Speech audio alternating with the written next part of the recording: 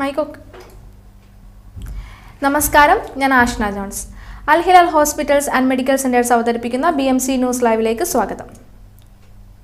വിശദമായ വാർത്തകളിലേക്ക്. ലോകത്തിലെ തന്നെ വലിയ അലുമിനിയം കമ്പനികളിൽ ഒന്നായ ആൽബയ്ക്ക് 2024 ആദ്യ പാദം 24.5 ദശലക്ഷം ദിനാറിന്റെ ലാഭം. എന്നാൽ ഇത് മുൻ വർഷത്തെ അപേക്ഷിച്ച് നോക്കുമ്പോൾ കുറവാണ്. കഴിഞ്ഞ വർഷം ഇതേ പാദത്തിൽ കമ്പനി 47 ദശലക്ഷം ദിനാറിന്റെ ലാഭമുണ്ടാക്കിയിരുന്നു. 2024 17 ഫിൽസിന്റെ ഓഹരി വരുമാനമാണ് ഉണ്ടായത്. മുൻവർഷം ഇതേ കാലയളവിൽ 34 ഫിൽസ് ആയിരുന്നു. മൊത്തം വരുമാനത്തിലും ഈ വർഷം ഇടിവാണ് രേഖപ്പെടുത്തിയിട്ടുള്ളത്. 2023 ഇതേ കാലയളവിൽ 37 ദശലക്ഷമായിരുന്നു മൊത്തം വരുമാനം. ഈ വർഷം ഇത് 25% കുറഞ്ഞു. എന്നാൽ കമ്പനിയുടെ മൊത്തം ആസ്തിയിൽ വർധനവുണ്ടായി. 0.9% വർധനവാണ് രേഖപ്പെടുത്തിയത്. 2575.5 ദശലക്ഷം ദിനാറാണ് കമ്പനിയുടെ ആസ്തി. കഴിഞ്ഞ വർഷം ഇത് 2553.6 ദശലക്ഷമായിരുന്നു. വിപണിയിൽ വലിയ പ്രതിസന്ധികൾ ഉണ്ടായിരുന്നെങ്കിലും 2024 ആദ്യ പാദത്തിൽ മികച്ച നേട്ടമാണ് കമ്പനി ഉണ്ടാക്കിയിരിക്കുന്നതെന്ന് ആൽബ ചെയർമാൻ ഖാലിദ് അൽ റുമഹി പറഞ്ഞു. അലുമിനിയം വില കഴിഞ്ഞ വർഷം ആദ്യ പാദത്തിലെ അതേ നിലയിൽ നിലനിന്നിരുന്നെങ്കിൽ ഇതിലും ശക്തമായ പ്രകടനം കാഴ്ചവെക്കുമായിരുന്നു. ആഗോള അലുമിനിയം ഡിമാൻഡ് വർദ്ധിച്ചുകൊണ്ടിരിക്കുകയാണ്. ആഗോള മാർക്കറ്റിന്റെ ആവശ്യകതകൾക്കനുസരിച്ച് മികച്ച ഗുണമേന്മയിലുള്ള ഉൽപ്പന്നങ്ങൾ പ്രദാനം ചെയ്യാനാണ് ശ്രമിക്കുന്നത്. തന്ത്രപ്രധാനമായ മുൻഗണനകളിലേക്കുള്ള ശ്രദ്ധ ഉയർന്നുവരുന്ന അവസരങ്ങൾ മുതലെടുക്കാൻ കമ്പനിയെ സഹായിക്കുമെന്ന് ആൽബ ചീഫ് എക്സിക്യൂട്ടീവ് അലി അൽ ഖപാലി പറഞ്ഞു. സാമ്പത്തിക കാലാവസ്ഥ വെല്ലുവിളികൾ നേരിടുമ്പോഴും വ്യാപാര കാര്യത്തിൽ മുന്നേറ്റത്തിനുള്ള സാധ്യതയാണ് തെളിയുന്നത്. സുരക്ഷ, കാര്യക്ഷമമായ പ്രവർത്തനങ്ങൾ, കർശനമായ ചെലവ് കുറഞ്ഞ ഘടന എന്നിവ മൂലം വരും കാലയളവിൽ കൂടുതൽ മുന്നേറ്റമുണ്ടാകാൻ കഴിയുമെന്നാണ് പ്രതീക്ഷയെന്നും അദ്ദേഹം പറഞ്ഞു. തൊഴിലാളികൾ താമസിക്കുന്ന സ്ഥലത്ത് കവർച്ച നടത്തിയ പാകിസ്ഥാൻ സ്വദേശിക്ക് ഹൈ ക്രിമിനൽ കോടതി 5 വർഷം തടവ് ശിക്ഷ വിധിച്ചു. ജയിൽ ശിക്ഷ പൂർത്തിയാക്കിയ ശേഷം നാടുകടത്താനും നിർദ്ദേശിച്ചു. പ്രതിയെ ഇതുവരെ കണ്ടെത്താനായിട്ടില്ല. പ്രതിയെ പിടികൂടുകയോ അല്ലെങ്കിൽ അയാൾ സ്വയം ഹാജരാക്കുകയോ ചെയ്താൽ വീണ്ടും വിചാരണ നടത്തും. നീലക്കുറിഞ്ഞി പരീക്ഷാഫലം പ്രഖ്യാപിച്ചു. ബഹ്റൈൻ ചാപ്റ്ററിന് അഭിമാന നേട്ടം. പ്രവാസി വിദ്യാർത്ഥികൾക്കായി സാംസ്കാരിക കാര്യവകുപ്പ് മലയാളം മിഷൻ വിദ്യാഭ്യാസ വകുപ്പിന്റെ സഹകരണത്തോടെ നടത്തിയ ആദ്യ 10ാം തരം ഭാഷാ തുല്യത പരീക്ഷയായ നീലക്കുറിഞ്ഞിയുടെ പരീക്ഷാഫലം പ്രഖ്യാപിച്ചു. ബഹ്റൈൻ ചാപ്റ്ററിൽ നിന്നും പരീക്ഷ എഴുതിയ നന്ദന ഉണ്ണികൃഷ്ണൻ, ഫാത്തിമ പി മുഹമ്മദ്, ഗൗരി വിനു കർത്ത എന്നിവർ മികച്ച മാർക്കോടെ വിജയിച്ച് ഇന്ത്യക്ക് പുറത്ത് ഈ നേട്ടം കൈവരിച്ച ആദ്യ പഠിതാക്കളായി. നന്ദന ബഹ്റൈൻ കേരളീയ സമാജത്തിലെ പരീക്ഷാ കേന്ദ്രത്തിലും ഫാത്തിമയും ഗൗരിയും ബാംഗ്ലൂരുവിൽ നിന്ന് കൊച്ചിയിലെ പ്രത്യേക പരീക്ഷാ കേന്ദ്രത്തിലും എത്തിയാണ് പരീക്ഷ എഴുതിയത്. മൂവരും 3 വർഷം മുൻപ് സമാജം പാഠശാലയിൽ നീലക്കുറിഞ്ഞി പഠനം പൂർത്തിയാക്കിയവരാണ്. ഇന്ത്യക്ക് പുറത്ത് നീലക്കുറിഞ്ഞി പരീക്ഷ നടന്ന ഏക കേന്ദ്രവും ആദ്യ കേന്ദ്രവുമാണ് ബഹ്റൈൻ കേരളീയ സമാജം. തിരുവനന്തപുരം പ്രസ് ക്ലബ് TNG ഹാളിൽ സാംസ്കാരിക മന്ത്രി സജി ചെറിയാനാണ് പരീക്ഷാഫല പ്രഖ്യാപനം നടത്തിയത്. സാംസ്കാരിക കാര്യ secretary Mini Antony, Malayalam mission director Murukan Kattakada, registrar Vinod Vaisakhi എന്നിവർ സന്നിഹിതരായിരുന്നു.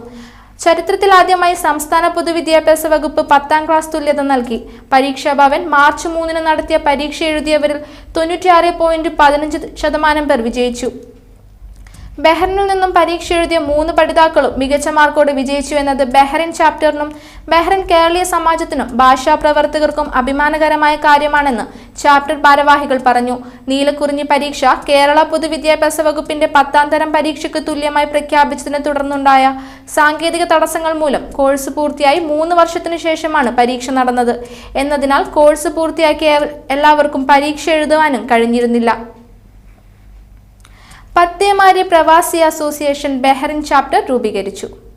2015 പ്രവാസികളായ ഒരു കൂട്ടം സുഹൃത്തുക്കൾ പരസ്പരം സഹായിക്കുക എന്ന ലക്ഷ്യത്തോടെ തുടങ്ങിയ സൗഹൃദ കൂട്ടായ്മ 2019 ഡിസംബർ മാസത്തിൽ ഇടുത്തി പോലെ ലോകജനതയ്ക്കുമേൽ വന്നു പതിച്ച COVID-19 എന്ന മഹാമാരിയുടെ പശ്ചാത്തലത്തിൽ പ്രവാസം അവസാനിപ്പിച്ച് നാട്ടിൽ തിരിച്ചെത്തിയ മലയാളി പ്രവാസി സമൂഹം അനുഭവിക്കേണ്ടി വന്ന കൊടും യാതനകളും അവഗണനകളും മനസ്സിലാക്കി പ്രവാസികൾക്ക് പ്രവാസികളാൽ ഒരു കൈത്താങ് എന്ന ആശയം മുന്നോട്ട് വെച്ചുകൊണ്ട് 2020 പത്തേമാരി പ്രവാസി മലയാളി അസോസിയേഷൻ എന്ന സംഘടനയ്ക്ക് രൂപം നൽകി. 2021 എറണാകുളം ജില്ല കേന്ദ്രീകൃതമായി സംഘടന രജിസ്റ്റർ ചെയ്ത പ്രവർത്തനം കേരളമാകെ വ്യാപിപ്പിച്ചു.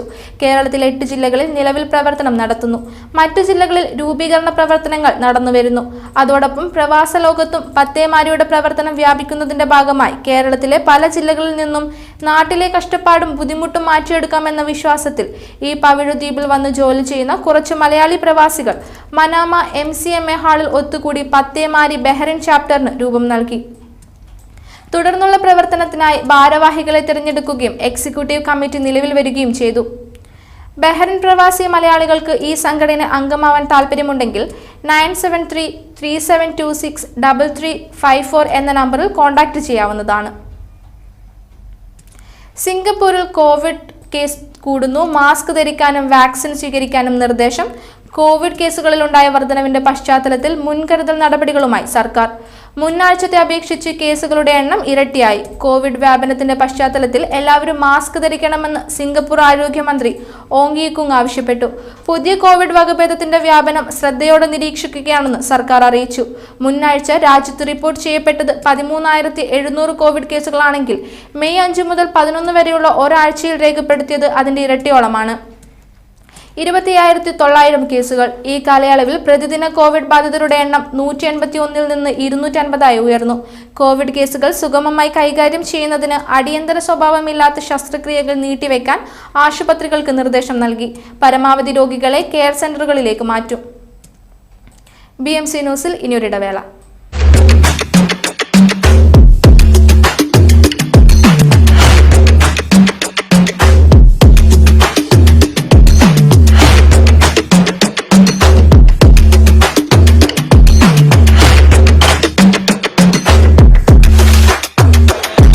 All your favorite products under one roof in Bahrain from our 14 branches at 27-year-old Megamart and Macromart. Bakery,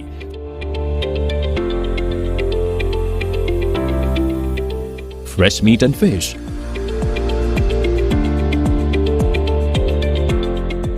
fruits and vegetables,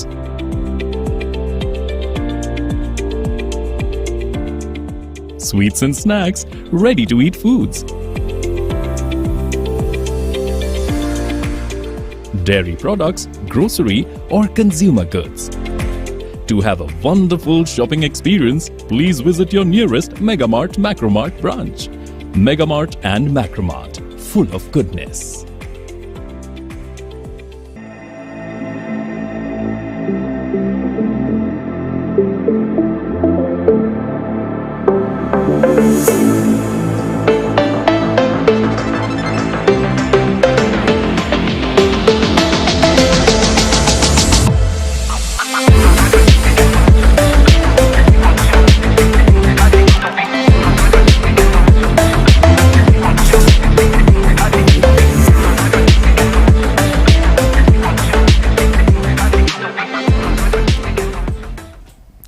വാർത്തകൾ തുടരുന്നു. കുറച്ച് ദിവസങ്ങളിലായി കിർഗിസ്ഥാൻ തലസ്ഥാനമായ ബിഷ്കേക്കിൽ ഇന്ത്യ, ബംഗ്ലാദേശ്, പാകിസ്ഥാൻ വിദ്യാർത്ഥികൾക്കെതിരെ വൻ പ്രതിഷേധം നടക്കുകയാണ്. 3 പാകിസ്ഥാനി വിദ്യാർത്ഥികൾ കൊല്ലപ്പെട്ടെന്നാണ് വിവരം. കിർഗിസ്ഥാനിൽ താമസിക്കുന്ന പൗരന്മാർക്ക് ഇന്ത്യയും പാകിസ്ഥാനും മുന്നറിയിപ്പ് നൽകിയിരിക്കുകയാണ്. ഇതിനിടെ കിർഗിസ്ഥാനിൽ നിന്ന് ലഹോറിലെ അലാമ ഇക്ബാൽ രാജ്യാന്തര വിമാനത്താവളത്തിൽ 180 പാക് വിദ്യാർത്ഥികളുമായി വിമാനം പറന്നിറങ്ങിയെന്ന റിപ്പോർട്ടും പുറത്തുവന്നു. പാകിസ്ഥാൻ, ഈജിപ്ത് രാജ്യങ്ങളിൽ നിന്നുള്ള വിദ്യാർത്ഥികളും തദ്ദേശീയരും തമ്മിലുണ്ടായ തർക്കം കൈവിട്ടു പോകുകയായിരുന്നുവെന്നാണ് പ്രാദേശിക മാധ്യമങ്ങൾ റിപ്പോർട്ട് ചെയ്യുന്നത്. മെയ് 13-നുണ്ടായ കയ്യാങ്കളിയുടെ വീഡിയോ സാമൂഹ്യ മാധ്യമങ്ങളിൽ വൈറലായിരുന്നു. ഈജിപ്തിൽ നിന്നുള്ള വിദ്യാർത്ഥിനികളുടെ നേർക്കുണ്ടായ ആക്രമണമാണ് കാരണമെന്നാണ് പ്രാദേശിക മാധ്യമങ്ങൾ റിപ്പോർട്ട് ചെയ്തു. തെക്കൻ ഗസയിലെ റഫയിലും വടക്കൻ ഗസയിലെ ജബാലിലും തുടരുന്ന ശക്തമായ ഇസ്രയേൽ ആക്രമണങ്ങളിൽ 24 മണിക്കൂറിനിടെ 40 പലസ്തീൻകാർ കൊല്ലപ്പെട്ടു. അധിനിവേശ വെസ്റ്റ് ബാങ്കിലെ ജെനിൻ പട്ടണത്തിൽ ഇസ്രയേൽ സൈന്യം നടത്തിയ മിസൈൽ ആക്രമണത്തിൽ പലസ്തീൻ സായുധ പ്രസ്ഥാനമായ ഇസ്ലാമിക് ജിഹാദിന്റെ കമാൻഡർ ഇസ്ലാം ഖമയേഹസ് കൊല്ലപ്പെട്ടു. ഖമയേസെ താമസിച്ചിരുന്ന കെട്ടിടത്തിന് നേരെയാണ് മിസൈൽ ആക്രമണം ഉണ്ടായത്. വടക്കൻ ഗസയിലെ കമൽ അഡ്വാൻ ഹോസ്പിറ്റലിന് സമീപം പാർപ്പിട സമുച്ചയത്തിന് നേരെയുണ്ടായ ബോംബാക്രമണത്തിൽ കുട്ടികളും സ്ത്രീകളും അടക്കം 22 പേരും ജബാലയിൽ അൽ ഫലൂച്ച മേഖലയിൽ വെള്ളമെടുക്കാൻ പോയവർക്ക് നേരെയുണ്ടായ ഷെല്ലാക്രമണത്തിൽ 8 പേരും കൊല്ലപ്പെട്ടു. യുദ്ധം രൂക്ഷമായതോടെ റഫേൽ നിന്ന് 6.30 ലക്ഷം പേരും വടക്കൻ ഗസയിൽ നിന്ന് 1 ലക്ഷം പേരും പലായനം ചെയ്തു. ഇറാൻ പ്രസിഡന്റ് ഇബ്രാഹിം റൈസിയുടെ ഹെലികോപ്റ്റർ അപകടത്തിൽപ്പെട്ടു.